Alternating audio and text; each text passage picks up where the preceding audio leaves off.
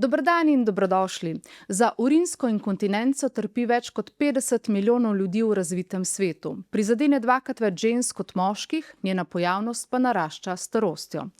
Zaradi sramu je to še vedno občutljiva težava, ki pa močno omejuje življenje. Zakaj pride do oslabljenega mehurja? Kakšne možnosti zdravljenja poznamo? Kako si lahko bolniki pomagajo sami? Vsem tem bom govorila z ginekologinjo Katjo Miličevič. Dober dan, dobrodošli. Dober dan, pozdravljeni. Hvala za povabilo. Z veseljem, povejte, kaj je urinska inkontinenca? Zdaj, urinska inkontinenca je po definiciji v bistvu nehoteno uhajanje urina, kar pomeni, da v bistvu nimamo nadzora, lahko uhaja mala količina ali pa tudi zelo velika. Poznamo tudi več vrst urinske inkontinence in sicer večinoma jih ločimo na stresno urinsko inkontinenco, kjer je v bistvu uhajanje urina prisotno ob naporu. Potem imamo urgentno urinsko inkontinenco, kjer je v bistvu želja po uriniranju zelo močna in ne zdržimo do stranišča, se pravi, uide urin prej. Imamo mešano urinsko inkontinenco, ki je lahko kombinacija obeh teh dveh, ter prelivno urinsko inkontinenco. Ta pa se pojavi, ko je mehur prepoln, nimamo občutka, da bi šli lahko lulat, ne zaznamo tega in se v bistvu ta mehur poln urina prelije skozi sečnico. Zanimivo. Zakaj pa pride do inkontinence? Kateri so vzroki? Zdaj, kar se tiče faktorjev, so res različni in starost je eden od njih. Se pravi, v starosti določeni mehanizmi začnejo popuščati. Zdaj, večji del je lahko tudi debelost, se pravi, tudi to je en del, ki povečana telesna teža, ki proizvaja močnejši pritisk v trebušni votlini. Potem je pri ženskah seveda rodnost, se pravi število porodov, ko so jih imele, kako so potekale nosečnosti, če so bile kakšne obporodne poškodbe. Možne so tudi, rečemo, družinska obremenjenost, da so te težave že pri mami bile, so bile pri babici, se pravi, to gre nekaj z genetiko in kvaliteto tkiva. Spremenijo se težave lahko v menopavzi, se pravi takrat, ko je upad hormonov, določene operativni posegi lahko temu pripomorejo, splošna zdravstvena stanja, se pravi, če imamo kakšne nevrološke, kardiološke bolezni ali pa zdravila, ki jih moramo jemati. Tako da vplivov je lahko kar precej. Naprimer, če se to zgodi ženski, ki je v srednjih letih mlada ženska, ali lahko po porodu naprimer učvrsti nazaj svojo mišično to dno, ali lahko karkoli naredi, da je potem da se ji ne dogaja več uhajanje urina? Zdaj, tukaj sem v bistvu zelo vesela, da so se ženske majčkeno bolj osvestile glede tega in da prej odreagirajo. Velikokrat je bilo tako, porod prinese poškodbe, porod prinese spremembe in smo to kar stoično sprejele in prenašale. Zdaj pa so ugotovile, da se tukaj da veliko pomagati in da ni treba čakati. Ti lahko že, rečemo, 2 meseca po porodu, ko se preneha čišča, ne glede na dojenje, začneš delati fizioterapijo, začneš delati vaje, imamo elektromagnetno stimulacijo, se pravi, teh začetnih stvari je zelo veliko. Zdaj, včasih se izkaže, da je lahko tudi kakšna poporodna poškodba neugodna, se pravi, so kakšne brazgotine, ki lahko vlečejo, ki lahko poškodujejo mišice. Zdaj, tukaj imamo tudi zelo dobro zadevo, ki lahko pomagamo z laserjem, se pravi, da brazgotino razbijemo, da pomagamo z določenimi postopki, kjer mehčamo brazgotino. Tako da ženske, če se odločijo, lahko v bistvu spravijo nazaj nekako vsaj na 90%, po porodu. Samo da odreagirajo hitro. Ker ena lastnost je, rečemo, tako ko se je 9 mesecev telo spreminjalo v času nosečnosti, to prvo leto po porodu je regenerativna sposobnost telesa zelo velika in se splača takrat odreagirati. Kako pa pravilno izvajati Keglove vaje, te vaje, seveda, ki jih vse ženske poznamo, ampak kako jih pravilno izvajati? Zdaj, to je mogoče malo težje opisati, pa seveda en problem nastaja, da nimajo vse ženske občutek, kaj morajo stisniti. Se pravi, mi imamo mišično dno, imamo narejeno, tudi mišični obroč je pomemben, se pravi, ta medenični, ne samo dno, ampak v celoti ta predel križa, ali pa če rečemo ta ledveni del. In zdaj, kadar ne znamo sami teh vaj izvajati, ali pa nimamo občutka, ali jih delamo, seveda je fajn, da nam fizioterapevt pokaže, kako. Potem imamo določene, tako kot smo rekli, vaje, ko jih zaznamo, da jih z vajami krepimo. Sicer je pa tako, prvi mogoče nek občutek, da da veš, a si stisnil prav ali ni, je mogoče, če želiš prekiniti surekurina, a ne, pa zaznaš. Ampak to na dolgi rok ni mišljeno, da se vaje na ta način dela. Ja. To je samo občutek, da vidiš, a lahko to ti narediš. In če se zgodi, da lahko, to pomeni, zaznam svoje mišice.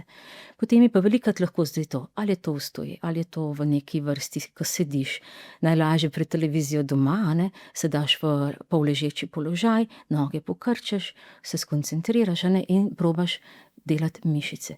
S tem, da včasih, če nimaš dobrega občutka, zdaj bom kar tako po domače povedala, ne, v bistvu položiš roko na svoje spolovilo in vidiš, čutiš, a ne, a si stisnil mišice ali nisi. Včasih gospem rečem, lejte, če niste čisto prepričana, probite, kot da bi hotela zadržati pline. Če vi to mišico stisnete, sigurno zraven dela tudi en del mišice medeničnega dna. In če to usvojite, a ne, da imate ta občutek, pol je pa stvar vaj. A ne, prvo delaš kratke vaje, zato da lahko ponavljaš, kasneje delaš vaje, kjer lahko že par sekund držiš. Nadgradnja tega je pa, da ti, ko držiš, poskušaš mišice še potegniti noter proti svojemu popku, če temu to rečemo. Tako da nivo teh vaj je velik, ampak že sam, da na začetku usvojimo, mislim, da smo zmagali. No. Je že kar nekaj Je že kar nekaj narejenega, ja. Potem se to ponavlja lahko vsak dan? Zdaj tako, vsak dan je kar malo neverjetno pričakovati, a ne, glede na to, kakšen življenjski stil imamo, da so to ponovadi mlade mamice ali pa da so nekdo ženske v službi, ki imajo svoje obremenitve. Tako če se 2-3 na teden spomnejo, pa naredijo, ne vem, 20 ponovitev, Super. so že naredile veliko, ne. Prej ste že omenili nekaj metod, tehnik, s katerimi lahko olajšate te težave z inkontinenco. Ali obstajajo tudi kakšna zdravila, ki jih lahko predpišete in kako učinkovita so? Ja, zdaj pri zdravljenju urinske inkontinence je pomembno, katera vrsta je. Se pravi, urgentna urinska inkontinenca se v bistvu zdravi z zdravili. A ne, imamo zdravila, ki umirjajo mehur, zato da v bistvu zdržimo med enim in drugim uriniranjem dalj časa. Zdaj, ta zdravila so različna in ena so lahko imajo, bi rekel, dosti močne stranske učinke in jih določenim osebam ne smemo predpisati. Tako da imamo zdaj tudi bolj usmerjena zdravila, a ne, ker delujejo samo na mehur, so mogoče sicer blažja, a ne, dalj časa rabijo, da delajo, ampak pri določenih ljudeh drugih ne moremo dati. Potem obstajajo določene lokalne aplikacije, kjer v sam mehur lahko opikamo zdravila ali lahko vstavljamo, rečemo, v nožnico lokalni estrogen, kjer izboljšamo tkivo na ta način. Zdaj, stresno urinsko inkontinenco pa nimamo zdravljene zdravili. A ne, tukaj je pa fizioterapija, tukaj je elektromagnetna stimulacija, imamo lasersko terapijo, a ne, in seveda na koncu operacije. Zdaj, kadar je pa mešana, a ne, kadar je tudi lahko problem, takrat je ponavadi izbor, da prvo zdravimo tisto, ki je najbolj moteča. In seveda s tem, da opozorimo, da to ne bo dokončno, a ne, da s tem bomo en del težav pozdravili, ta drug del bo pa ostal in da lahko, da bo zaradi tisto pa treba kakšne druge ukrepe, ne.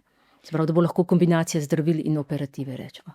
Verjetno so se te operativni posegi skozi leta spremenili, verjetno so zdaj so drugačni, kot so bili. Kakšni so trendi trenutno? Zdaj tako, pri operaciji, sploh pri mladih ženskah, a ne, če res ni nujno, se poskušaš izogniti, a ne, zato ker vsaka stvar ima rok trajanja. Se pravi, pri operaciji veš, lahko je 5 do 10 let okej, potem pa začne tkivo avtomatsko spet popuščati, a ne, sploh kadar je čas menopavze. Tako da če ugotovimo težavo prej, a ne, dokler je v blagi obliki, poskušamo druge stvari. Sicer zdaj je lahko, kadar je, rečemo, uhajanje urina pridružena še anatomske spremembe v predelu rodil, a ne, lahko popravimo nožnico, lahko vstavimo pod mehur trakce posebne, ki držijo, lahko samo šivi popravljamo, lahko v bistvu damo mrežice, že tudi znotraj trebuha in rečemo maternico pa razdignemo. V bistvu probaš zbrati čim manj agresiven način. Ker zdaj se zavedamo, da pač bomo še kar nekaj časa živeli, a ne, in da želimo, da je ta starost kvalitetna in da se lahko v tem času zgodi, da bomo mogli operacijo ponoviti. In zdaj, če ti nekaj že na začetku narediš zelo radikalno, potem niti nimaš velikih možnosti pola, ne. Gre za izjemno neprijetno težavo. Kako si lahko pacientke pomagajo same, Na kakšen način naj si olajšajo življenje, ker brala sem nekatere zgodbe žensk, ki zaradi inkontinence, urinske inkontinence niso več želele zapuščati svojih domov, tako so bile pod stresom, da bi jim urin ušel, da bi se kje videlo. Kaj lahko vi s svojimi izkušnjami tem ženskam poveste? Ja, zdaj imamo to srečo, da so na voljo določeni pripomočki, s katerimi si lahko takoj pomagajo. Se pravi, one zaznajo, težava je, hlačke so mokre, smrdijo po urinu, ali pa ves čas nehoteno, ko nekaj delam, so kapljice. Seveda, prvo si lahko s temi pomagajo. Potem pa čim prej poiščejo pomoč, zato ker dokler so stvari v začetni fazi, imamo večji izbor stvari, s katerimi jim lahko pomagamo. Kasneje manj. In te pripomočki, ki so zdaj na voljo, rečemo, so v resnici dosti ubojni ponavadi, so pač temu prilagojeni, ponavadi tudi nimajo več neprijetnega vonja, to, kar je pač bilo ponavadi eno glavnih stvari, kar ljudi motilo, Mislim, za katerega so se pol ženske bale. Tudi stvari so vedno boljše, tanjše oblike, tako da zdaj ti niti ne moreš vedeti, V bistvu, če ni res nekdo, ki je nepokreten, ki ga vidiš, ki ga nekdo skrbi za njega, na cesti ne moreš reči, da ima nekdo planično predlogo, Kakšna pa je razlika, na primer, če bi za te težave uporabljali menstrualne vložke ali pa te, ki so prilagojene za urinsko inkontinenco? Kakšna je razlika med njimi? Zdaj, prvo je, sama menstruacija je drugačna, Ona je gostejša, v manjših količinah izteka, tudi sama po sebi nima tega neprijetnega vonja. Urin, je pa bolj tekoč, v večjih količinah gre in zelo hitro se razvije neprijeten vonj. Tako da te vložki menstrualni, oni nimajo protekcije proti vonju in tudi vpojnost je slaba. Te, ki so pa prav prilagojeni za urinsko inkontinenco, imajo pa posebno jedro, kjer je noter ta super vpojne spojine so, ki v bistvu, ko pridejo v stik s tekočino, v tistem jedru tako nastane en tak gelček, ki prepreči, da bi, rečemo, večja količina urina, ki jo ne more, da jo ne bi mogla biti, da bi iztekala na robovih. Poleg tega ima pa še nevtralizator vonja, kar pomeni, da potem nič ni, tudi če ti takoj ne zamenjaš, ne bo začelo vonjati. Pa še ena zadeva je, ki je velika razlika, se pravi, vložek moraš ti res redno menjati, ne glede na to, da mogoče ni poln. To pa zaradi tega, ker v bistvu njegova površina je ves čas vlažna. Te, ki so pa za predloge menjene, imajo pa tako narejeno, da površina ostane suha in zaradi tega ne pride do vnetja. Se pravi, če bi imel vložke navadne, skoraj sigurno dobiš vnetje zunanjega spolovila, Nekoč sem sodelovala pri eni okrogli mizi, kjer so se zbrale tudi bolnice z urinsko inkontinenco. Povedale so, da za vsak kraj, kamor gredo, vedo, kje so stranišča. Ja, to je pa tipično. Ja, ne? Ja.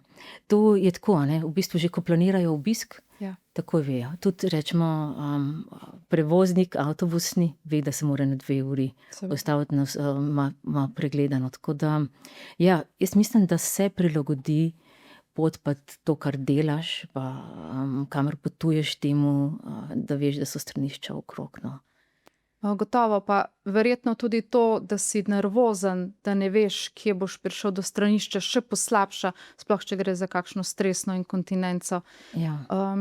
Vem, da ne zdravite moški, ginekologinja ste, pa vendar tudi moški imajo inkontinenco, jih na podoben način imajo težave kot ženske, ampak verjetno po kakih operacijah prostate, mehurja. Tako, zdaj pri moških je velikokrat lahko tudi urgenca, na isti način, da imajo težave z tem, da v resnici jih zelo močno stisne, hitro morajo tlulati, pogosto morajo tlulati. Tako da nekako te spremembe, ki se pri ženskah dogajajo, pa smo mi v bistvu brez težav jih povemo, zdaj že, bi človek rekel, nismo več tako skrite, pri moških je pa to še vedno tabu. Tako da tudi za njih obstajajo zdravila, kadar imajo urgentno urinsko inkontinenco in tudi za njih obstajajo posebne predloge. Zdaj, večkrat se izkaže, da je pri moških tudi problem, zdaj, da se zaradi povečane prostate sečnica čisto ne izprazni, pa imajo pol posebne predloge, da ko, rečemo, že nehajo urinirati, da imajo še eno zaščito, kamor se potem tisti urin, ki ostane noter, izcedi, zato da niso takoj mokri. Se pravi, tudi pomoč za moške obstaja? Tudi. Morali bi se opogumiti. Pa malo bolj, več iz ne? tega razloga govoriti, ja. Včasih je občutek, da tudi mogoče strani zdravnikov je malo premalo posluha, a ne. Jaz tukaj tudi, nekako bi rekla, je naša naloga, da usmerjeno vprašamo, a ne. Tako. Kako pa greste na vodo, kako pa imate težave, a vam Ja, uhaja voda, a pametno, ne. ja. In če mi vprašamo, bojo tudi lažje povedali. Potem pa že razčlenimo naprej, a ne, kje je težava pa kako lahko pomagamo. Tako da vedno bolj, se tudi osveščamo mi, zdravniki, a ne, da ni samo tako, hvala, kako ste, naredimo reden pregled pa gre, ampak da na vseh nivojih povprašamo. Tudi recimo glede na nivo izpolnosti, a ne. Tudi to je en del, ki je lahko zaradi tega problematičen. Ja, seveda, seveda in tudi razlog za neprijetnost in za sram, tako pri moških kot pri ženskah. Brala sem podatek, da ženske moške pospremijo na takšen pregled k urologu, da jim povedo, da pomoč obstaja. Ženske seveda lažje o tem govorimo, vendarle na nek način nas je življenje v to prisililo, da smo bolj glasne Tako, res o je. teh težavah. Kako pa je z operativnimi posegi, ki ste jih omenili, kakšne neželene posledice lahko prinašajo, kaj so kakšne tvegane stvari, ki se lahko zgodijo? Zdaj, pri operativi je tako, a ne, zelo je pomembna preddiagnostika, zato da ti izključiš tiste stvari, ki ne želiš, da se ti zapletejo po operaciji. Ker po operaciji zelo težko greš nazaj, a ne. Tako da ena glavnih stvari je, da res rečeš, okej, to je stresna urinska inkontinenca, v redu, gospa nima retence, se pravi, ni, da bi njej zastajalo urin, pa da ne bi mogla sprazniti, ker če ti tukaj še operiraš, nisi dobro naredil, a ne. Potem moraš, recimo, za določene operacije mora biti tudi gospe dovolj gibljive, se pravi, v položaju, v katerem ti delaš operacijo, mora biti pravilen, zato da ti lahko pravilno izvedeš to operacijo. Recimo, to so te trakcije, ki jih daješ pod mehur, ker sicer, če gospa ni mobilna, so lahko poškodbe, a ne, so lahko krvavitve, so lahko zarastline.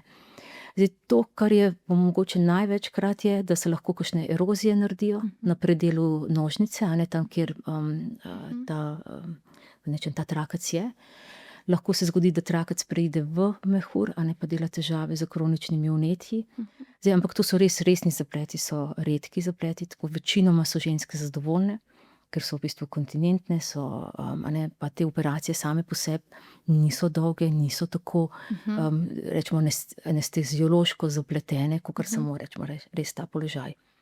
Zdaj, kadar pa popravljamo nožnico, a ne, pa da ne delamo s trakcem, takrat seveda je mogoče celjenje malo daljše, zaradi tega, ker to kljub vsemu, a ne, odpreš steno, potisneš mehur noter, zašiješ, tukaj se naredijo brazgotine, se naredi fibroza, ki je veliko bolj močnejša, ampak ta fibroza je tudi tista, ki to drži, a ne. In zdaj, če je to v redu, da ne boli, da je okej, da je dobra podpora, potem ima ženska lahko res, tako kot sva rekla, 10 let mir, lahko še celo več. Ampak ker tkivo popušča, začne tudi to popuščati, a ne. Mogoče so včasih, bi človek rekel, 30 let nazaj, večkrat vse ven vzeli, a ne. So rekla, maternica je popustila, bomo to ven vzeli. Zdaj, dve stvari sta se spremenile. Ženske imajo rade svoje organe, nočejo jih kar takoj dati ven, če ni nujno potrebno, a ne. Drugo je pa, da smo spremenili, da je kirurgija čim manj invazivna, da naredimo tisto, kar je res nujno potrebno, a ne, zato da popraviš. Že tako, kot sva rekla, iz tega razloga, da če je treba, lahko kasneje dodatno narediš, a ne. Tako. V enem obdobju so laserski posegi zelo burno prišli na medicinsko področje, na različnih področjih, tudi pri vas. Kakšne so vaše izkušnje z laserskim zdravljenjem? Ali ga na primer poskusite, preden se odločite za operativni poseg? In ali so različni tipi teh laserskih posegov? Ja, v resnici zdravimo nekako dve stvari z laserjem, ena, in sicer stresno urinsko inkontinenco, potem lahko zdravimo določene spuste rodil, ki niso pretirani, a ne, se pravi tam te začetne stopnje, to so prolaps, cistokela, rektokela, se pravi sprednja, zadnja stena, ko popustijo. Lahko zdaj zdravimo tudi, novejša metoda je prav skozi sečnico, a ne, kadar vidimo, da sečnica popušča, imamo en poseben nastavek, kjer lahko tukaj naredimo, tako da stvari lahko kombiniramo, se pravi, tudi ženske, ko pridejo k nam, a ne, redko je ena težava. Zdaj, če je starejša gospa, ima tudi tanko sluznico, se pravi, temu rečemo atrofija, tudi to lahko z laserjem popravljamo. Potem ima težavo, da slabše tesni, da ji uhaja urin, da ima spuščeno, ne vem, zadnjo steno. Se pravi, v enem posegu lahko vse pokombiniramo. Zdaj, koliko bo zadovoljna, kaj se je popravilo, pa v bistvu sproti spremljaš. Ponavadi prvo se popravi atrofija in ker se to popravi, je tudi ponavadi zmanjšana urgenca, ker ta tanka sluznica je tudi v sečnici in ko jo ti popraviš, lepše tesni, manj urin draži. Pol, ko popraviš malo, se pravi, da nožnica, da se tkivo zatesni, je ponavadi boljši občutek trdnosti. Se pravi, gospa ima tudi, če hodi, če se premika, če kaj dvigne, ima občutek, da je stabilnost noter v nožnici boljša. Se pravi, najtežje pa popravljamo te spuste, ker tukaj je tkivo že dosti raztegnjeno. Ampak začetna faza so ponavadi gospe zadovoljne, ker to so kljub samo mlajše, in pač pri njih še ne bi operacijo naredili. Sicer je pa tako, laser sam po sebi so zdaj narejene že zelo veliko raziskav. In v določenih državah je že kot del te terapije dana v protokol, nažalost pri nas še ni tako, da bi bila lahko na zdravstveno zavarovanje, pa seveda moramo vedeti, da gre to za začetne dozmerne težave. Se pravi, kadar gospa zakašlja, pa uide v curku urin, takrat je laser že prepozno. Ona rabi operativno. Kadar zakašlja, pa kapljica uide, takrat smo še z laserjem, če pa zakašlja, pa vidiš, da se samo posede, takrat smo pa najbolj uspešni.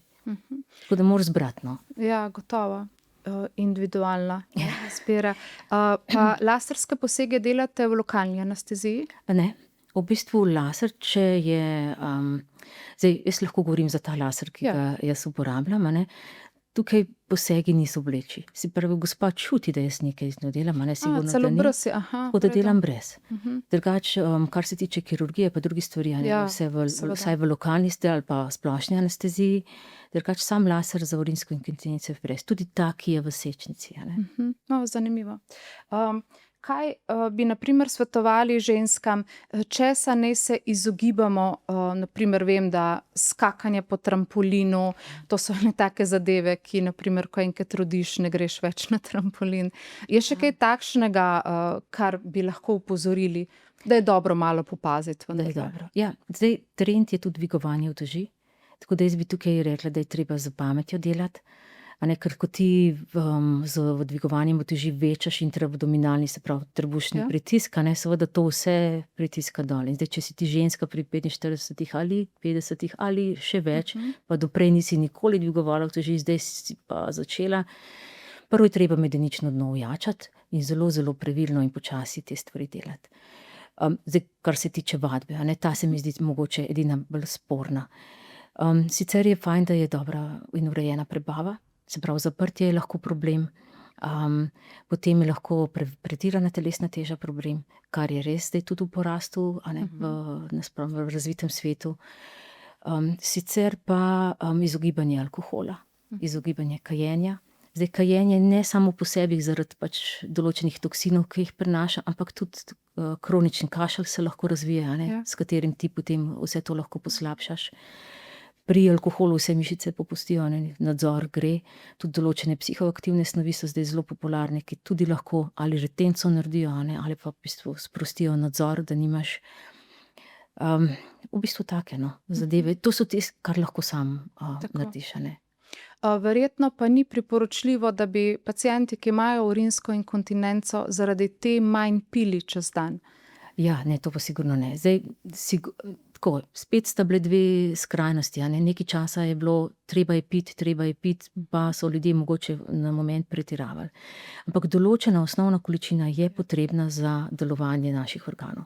In zdaj, če jo mi ne vnesemo, seveda telo se lahko prilagodi, bo kompenzacijske mehanizme vključilo, ampak na dolgi rok si bomo škodovali, ledvice bojo prizadete, črevesje bo prizadeto, naše jetra bojo prizadeta, vse funkcije se bojo začele počasi ustavljati.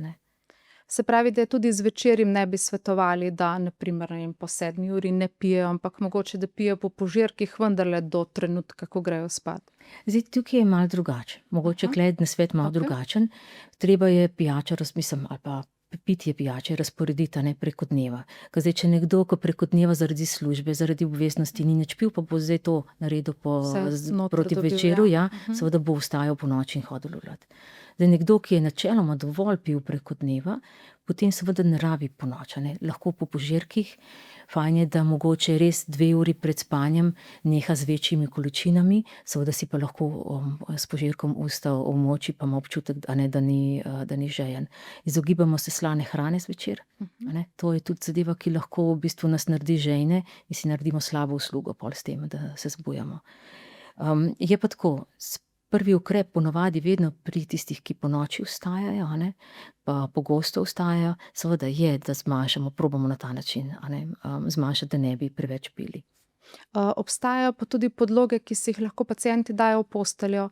Niso torej samo vložki in hlačke, ampak je tudi neka podlaga. Tako, ki ima tudi tako absorbnost noter, kar pomeni, da če slučajno se zgodi, ko hitro vstaneš, da ne moreš zadržati, zato da ne spiš pol več v mokrem, zamenjaš podlogo in je tako. Tako da ja, te podloge so za marsikaj uporabne, no. Lahko so, ko so dojenčki, imaš od spodaj, lahko so po kakšnih operativnih posegih, ko ne moreš, ko so kakšne krvavitve pričakovane, Včasih tudi pri ženskah, ki imajo obilne menstruacije, se na ta način pomagajo. Gotovo. Dobimo te podloge na recept? Zdaj, te pripomočke za inkontinenco so v bistvu na naročilnico. In pri nas zdravstvo deluje tako, da lahko za te pripomočke dobiš naročilnico pri osebnem zdravniku ali pa pri osebnem ginekologu. Zdaj, tukaj se določi, kaj potrebuješ, eno glede na stopnjo urinsko inkontinenco, se pravi obseg, stopnjo absorbnosti, koliko je, se pravi, so to čisto blage težave, ali je to nekaj, kjer veliko urina uhaja, ali pa številčno, se pravi, koliko za 3 mesece, lahko so to ponovljive zadeve, tako da ti v bistvu rabiš enkrat do zdravnika mu povedati težavo, potem se pa stvar lahko obnavlja. Ali vi svojim pacientkam, ki imajo tovrstne težave, svetujete, da nadaljujejo s svojimi življenji, kot so jih živele doslej, ali vidite potem, da vendarle so neke stvari, ki jih ne počnejo več? Naprimer, ne vem, hoditi na kakšna potovanja z družbo, z nekimi društvi upokojencev, karkoli. Ne, mislim, tako, če uspeva, z gospo, s katero jo obravnavam, najti rešitve, s katerimi ona lahko svojo težavo obvladuje, zdaj, ali je to za pripomočki, ali je to za zdravili, ali je za operacijo, ali kombinacija vsega tega, seveda jaz si želim, da bo še potovala, ker to daje nek smisel, neko motivacijo njenemu življenju. Definitivno pa ženskam, ki rečemo, vidim, da imajo spuščena rodila, da zaradi tega so težave z uhajanjem, svetujem, da prilagodijo svoje dejavnosti. Ker sicer jim ne moramo pomagati, Tudi vsaka, rečemo, operativen poseg, Ko se to naredi, oni ti napišejo na koncu v odpustnici, ne smete dvigovati več kot 5 kilogramov. In to je mišljeno za doživljenjsko, ne samo za tisto obdobje, rečemo 2-3 mesecev, ko se ti rehabilitiraš. In tudi tukaj, ko enkrat pride do težave, pomeni, da težkega bremena ne smeš več dvigovati. Ne, moraš si razdeliti na 2 stvari, tako da v vsakem primeru je uspeh zdravljenja ali pa uspeh tega, da pomagaš nekomu, odvisno tudi od njega samega. Se pravi, koliko upošteva tvoja navodila. Tako da predvsem je pomembno, da se eno zaupanje vzpostavlja. Saj za ženske nam je to kar težko, če nam kdo reče, da ne smemo nečesa, a vemo, da moramo in smo takrat same. Naprimer, je kar ena stvar, o kateri je potem treba vnaprej razmišljati, kako boš stvari iz trgovine prinesel, dvignil in tako. Vse se zdaj kar malo organizirajo, imajo tele vlečke, pa se noter naložijo, tako da se stvari spreminjajo in si ljudje si znajo pomagati. Koliko, naprimer, odstotkom pacientov pa ne morete pomagati oziroma jim pomagate z vsem, kar znate, kar imate, pa še vedno niste dovolj uspešni? Ja, zdaj, to je dobro vprašanje, težko bi mogoče v odstotkih dala, ampak ja, sigurno je 1/3, kjer v bistvu ne moreš v celoti rešiti težavo. Zdaj, ali zaradi tega, ker imajo že odprej neka zdravstvena stanja, včasih je lahko tudi, da je slaba mobilnost, nepokretnost, tukaj si omejen. Če morajo nujno imeti zdravila za odvajanje vode, nimam rešitve. Ne morem narediti nič od tega, kar sva se zdaj pogovarjali, ker on ta zdravila rabi, gospa, ne morem zamenjati. Zdaj, od teh stvari imamo mogoče še neke pripomočke, ki jih nisva omenile, prej, ker ni vse samo zdravila, operativa in tako, ampak obstajajo tudi ene zadeve, ki se jim reče pesarji. ki v bistvu pač lahko pomagaš v podporo, a ne, se pravi, daš lahko v nožnico in držijo gor mehur. V bistvu lahko so take oblike, da stiskajo kot pri operativi samo sečnico. Tako da imamo še neke stvari, no, ki lahko pol pomagajo. Je pa tako, no, tem ženskam, ki jim ustavimo pesar, a ne, so kljub samo potem malo več vezane na nas, a ne, morajo hoditi to menjavati. Včasih ni več mogoč spolni odnos, a ne, ker si v bistvu gospa to ne more sama vendati pa zamenjati. Odvisno, kaj zberemo, no. Za konec vprašanje, kaj bi svetovali tistim, ki so se danes te dni soočili s to diagnozo? Kako naj se lotijo zdravljenja, s kakšnim optimizmom naj gredo v to?